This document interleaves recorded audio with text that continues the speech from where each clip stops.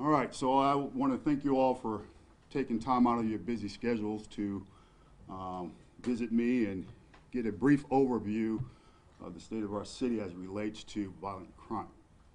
So as you know, the last 2 years, 8 months, we've been able to reduce crime, particularly property crime and violent crime, by the tune of a reduction of 2,700 incidents. Now, this particular year, we're still trending down, but not as great. And our shootings are up. And as you heard me say in previous years, shootings is the barometer of crime. So if your shootings are up, nothing else really matters. So here recently, we've had a spike with respect to gun violence. I'm going to go over a couple of incidents, and I'll take questions thereafter. So on August 21st of this year, we had a homicide 21. 2 additional persons shot. This was at 2223 Maltby Avenue, apartment A. The victims, female age 21, she was deceased. Female age 22 and a male age 20, non-life threatening gunshot wounds. Suspect, 2 suspects were arrested, male age 23, charged with murder, and male 19 years of age, charged with malicious wounding. The summary to that case indicated that there were 2 females got involved in a verbal argument. Friends of each female became involved in a dispute. There were exchange of gunfire, and subsequently those that I've highlighted earlier died. August 23rd of this year, homicide number 22. Location is the 600 block of Northampton Boulevard. It did not occur in the IKEA parking lot as reported. The victim is a male age 21, suspect unknown, possibly dark colored vehicle involved. Summary, basically the victim was shot while he was driving, and that's all we have for now on that particular incident. 8/24 this year, homicide 23. Victim is a male, 38 years of age, suspect. Suspect's charged. Suspect is currently a fugitive. Male, age 38, charged with possession of ammunition by a convicted felon. The summary of this case is pretty much the same as the previous ones.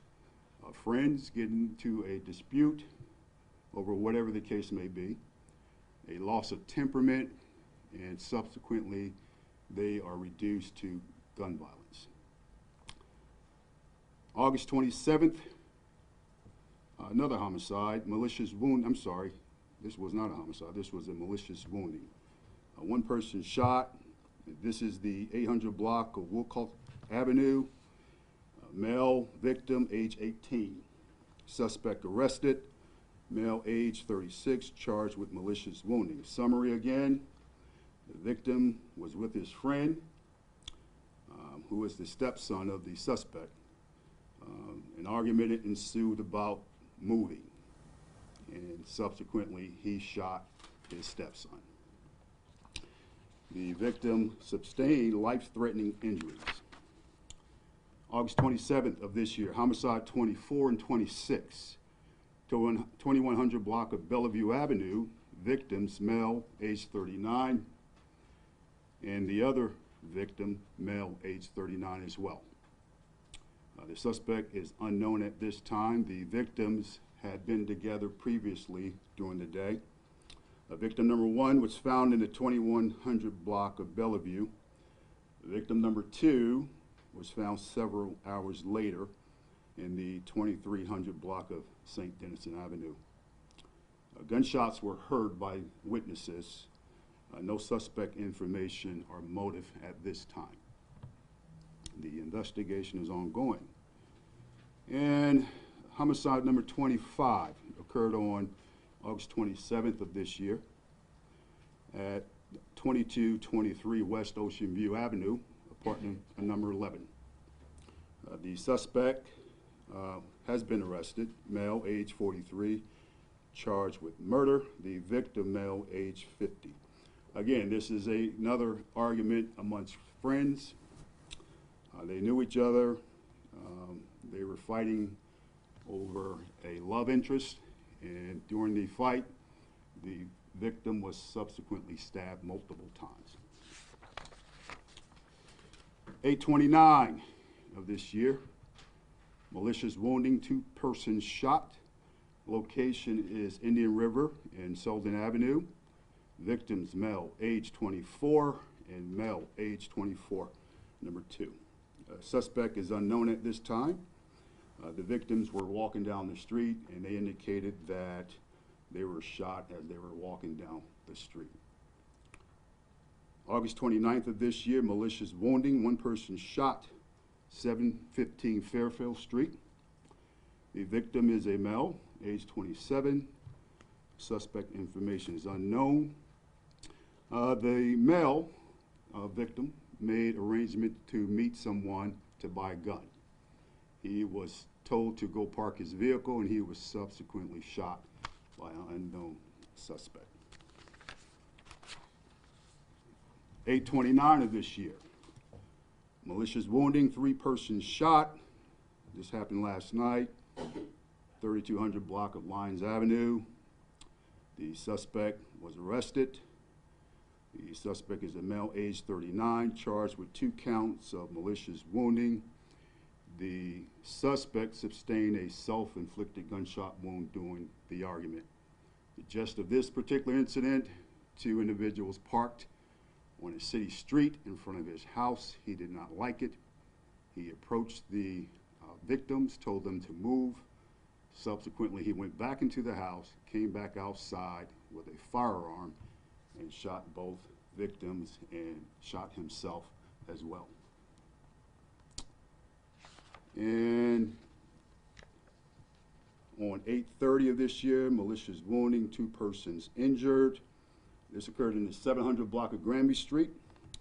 Victims, male, age 29 and male, age 28. 2 victims. The suspect is unknown. The victims were leaving a nightclub.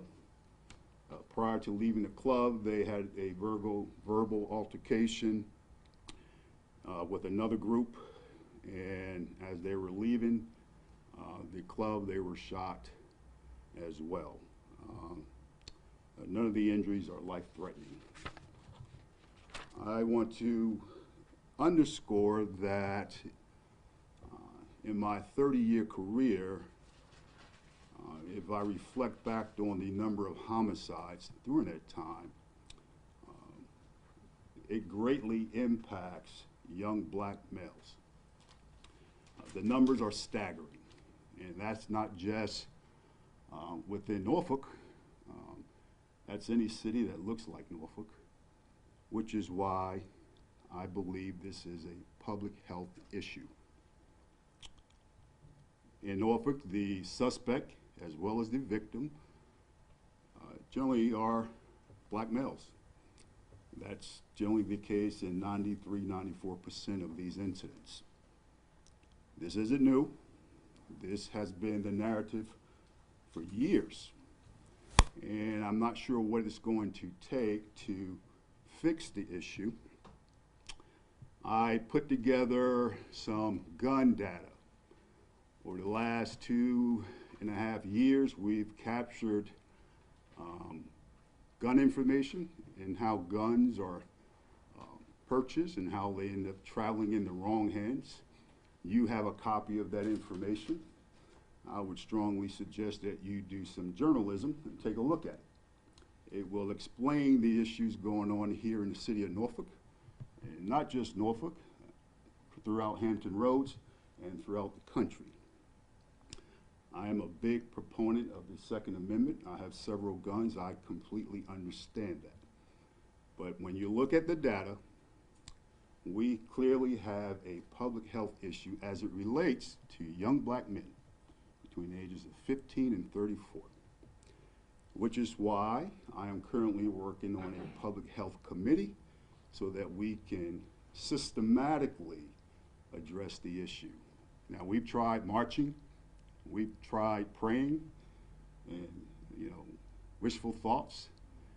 And, at some point, we got to take a look at systems. We tend to focus on people, and that's very difficult to do, particularly if you're a young man that's in an environment in which all you know, because of the way you brought up or the environment you might have been brought up. Now, I'm not saying that's a broad brush with everyone, but when I look at my data with respect to suspects, victims, most of them never finish school. That's just the reality of it. And they're angry. They have a very, very difficult time managing conflict. And their way of managing conflict is at the end of a gun. I'll take any questions. When you say public health issue, are we referring to mental health? Is that what you're trying to get? What do you mean? Expand on that, public health issue. Sure. So when you look at the number of individuals that's greatly impacted by whether it's drugs or violence, and if there's adverse impact to any particular group, I think one has to look at it as a public health issue. So in this particular case, I am talking about specifically gun homicides as it relates to black men. Chief, have you drawn any commonalities among the several that you've outlined there in the past week or so? I think that the Fairmont Park, you said that might be related, but how about any of the other ones? These are, completely isolated incidents. The Fairmont Park, right now on the surface, that appears to be a genuine whodunit.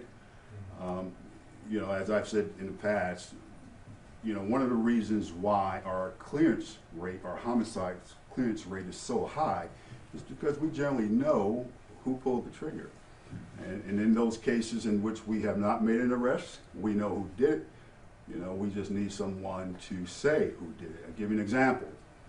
We had a young lady over in Huntersville, 70-year-old.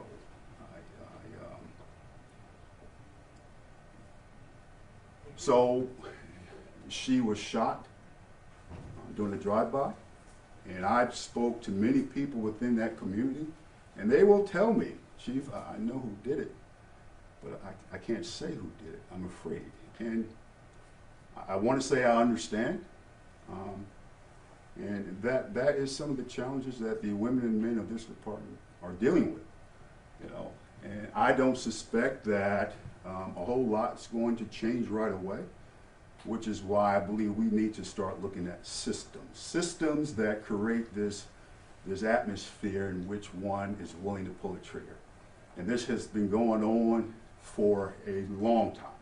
We are losing generations upon generations upon generations of young people in the African American community due to gun violence. I think if we are going to be a kinder, gentler profession as it relates to law enforcement and as it relates to opioids, we need to look at gun violence the same way. So this public health committee, is that completely new? Is that just now being announced?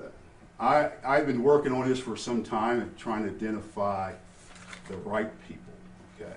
We are in the embryo stages of it. We will be rolling out some processes here shortly. One of the things we're going to be doing is a public health panel discussion, having folks that have input regarding this issue. And from there, we're going to be doing some strategic initiatives to highlight the systems that are causing some of these incidents, such as easy access to guns. Our youth, not just in Norfolk, I've said this 100 times, it's easier for our youth to get their hands on a gun than it is a job application. And we ought to be ashamed of ourselves. But nobody seems to be synergized behind that concept. But as long as I'm chief, I'm going to continue to focus on this issue. I'm not going to back away from it.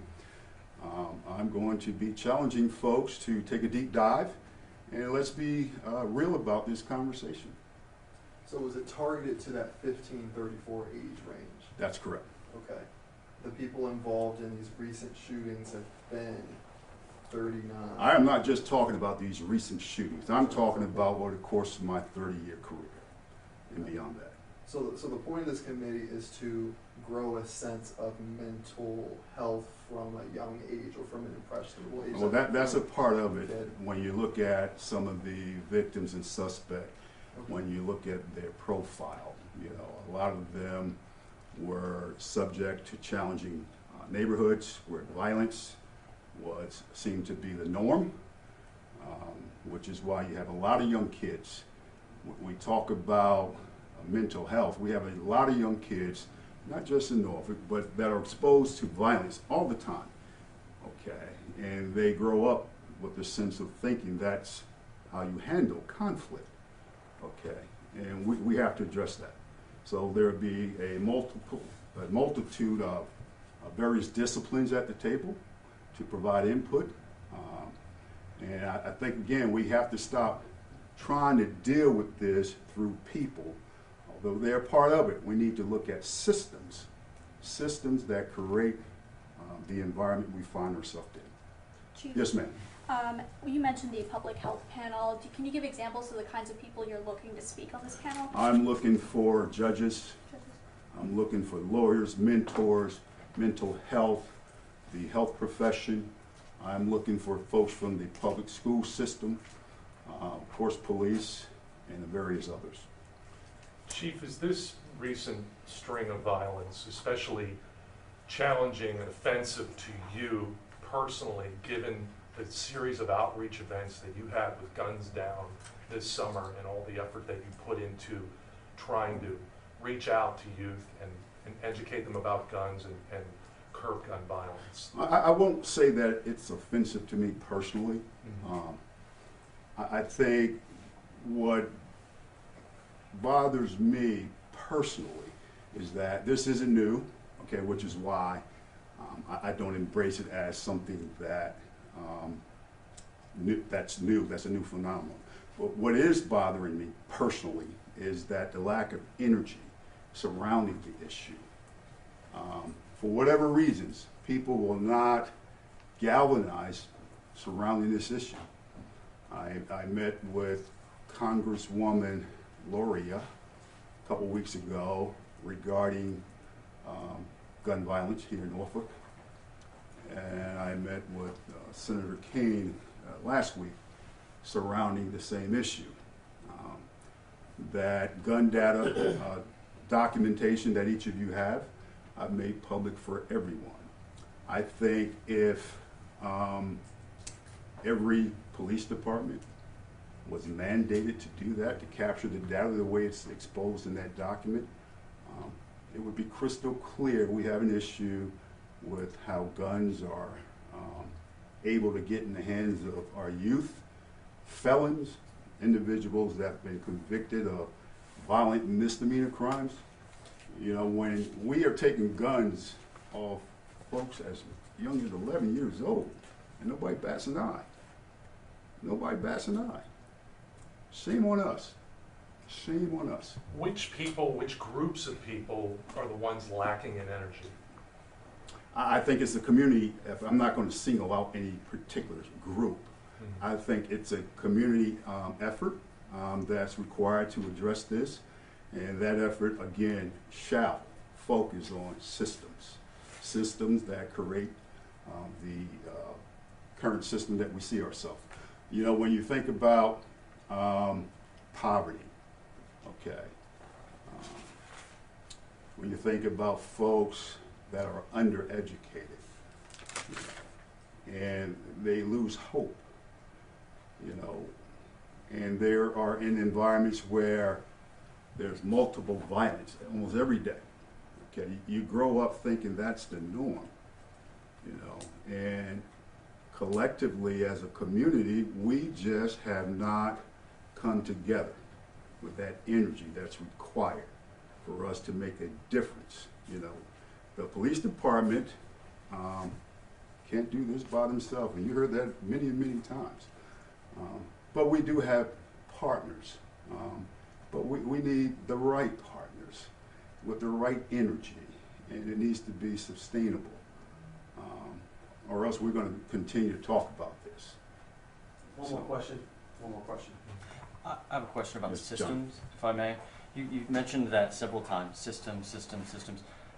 I know you're, forming this committee and answers will come with that, but any ideas, any hunches about what those systems look like and what sort of dismantling them or tweaking them or changing them? Well, when I speak of systems, first it starts with poverty. How do we address that? But more directly as it relates to gun violence, I'm speaking of legislation, okay? Legislation regarding the mandatory reporting lost or stolen or sold guns. Taking a look at individuals that have been convicted of violent misdemeanor charges. The data shows that they are prone to pull triggers and universal backgrounds. There is data out there as well as research that indicate certain laws will greatly reduce gun violence. And you can find that in the Rockefeller report that I believe I gave that to you at one point. So. All right. And last question, if someone wants to get involved with the committee, how do they do it? They just contact you? Just like you're here, we're not hard to find. So they Okay. just find you. Okay. Yes, sir. All right, thank you.